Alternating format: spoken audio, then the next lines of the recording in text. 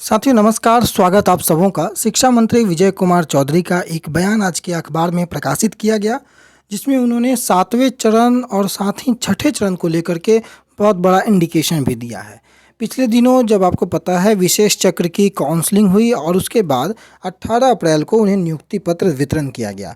उसके बाद अभ्यर्थी कयास लगा रहे थे कि प्राथमिक की बहाली अलग से जल्दी आ जाएगी, परंतु शिक्षा मंत्री ने इस बात को स्पष्ट कर दिया कि प्राथमिक ही नहीं बल्कि 7वें चरण की कोई भी बहाली, चाहे प्राथमिक हो, माध्यमिक हो, उच्च माध्यमिक हो, सारी बहालियां एक ही साथ आनी है और उसके लिए छठे चरण के माध्यमिक की भी जो प्रक्रिया है वो खत्म होनी बेहद आवश्यक है।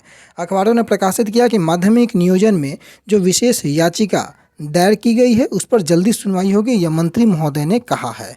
ये हेडिंग है। अगर अंदर आप देखेंगे तो शिक्षा मंत्री विजय कुमार चौधरी ने कहा कि छठे चरण के माध्यमिक शिक्षक नियोजन को पूरा कराने के बाद ही हम लोग 7वें चरण का शिक्षक नियोजन कराएंगे। यानी कि इस लाइन से ये बात स्पष्ट हो जाती है कि 7वां चरण तभी आएगा जब छठे चरण की जो माध्यमिक शिक्षकों की जो प्रक्रिया जो कोर्ट के इनडायरेक्टली स्टे के कारण अटकी पड़ी है वो खत्म होगा, तभी जाकर 7वें चरण की जो नोटिफिकेशन है वो देखने को मिलेगी। मसला चाहे प्रारंभिक का हो, माध्यमिक का हो या उच्चतर माध्यमिक का हो, अभ्यर्थी किसी के भी हों, जब तक छठे चरण को पूर्ण रूप से खत्म नहीं माना जाएगा तब तक 7वां चरण नहीं आने वाला है। 7वें चरण का शिक्षक नियोजन इसी पर अटका पड़ा है। विभाग इसके लिए संकल्पित भी है। उन्होंने यह भी बताया कि शिक्षा विभाग लगातार इस बात पर ध्यान दे रहा है कि माध्यमिक शिक्षक नियोजन के लिए हाईकोर्ट में विशेष जो याचिका दायर की गई है उसमें जल्द सुनवाई हो और ये सुनवाई जल्द होगी। इसकी तिथि जल्दी मिलने वाली है, ऐसा शिक्षा मंत्री विजय कुमार चौधरी ने कहा है। हम लोग इस केस को मेंशन कर चुके हैं, ऐसा कहना है शिक्षा मंत्री का। और उन्होंने यह भी बताया कि उन्होंने कोर्ट से विशेष अनुमति याचिका के जरिए आग्रह किया है कि जो बहाली हो रही है उसे होने दिया जाए। जिसको कोर्ट कहेगा उसको शिक्षा विभाग आगे नियुक्ति में या नियोजन में अनुमति देंगे।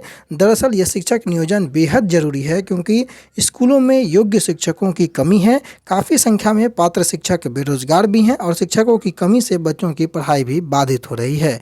पिछले दिनों संजय कुमार ने भी 20 से 25 का जो तिथि है वो बताया था कि इस दरमियान जो एजी साहब हैं वो इस विशेष रीट याचिका में जो अनुमति मांगी गई है उसके आधार पर आगे प्रक्रिया बढ़े, इस पर उन्होंने पत्र भी लिखा है एजी महोदय को।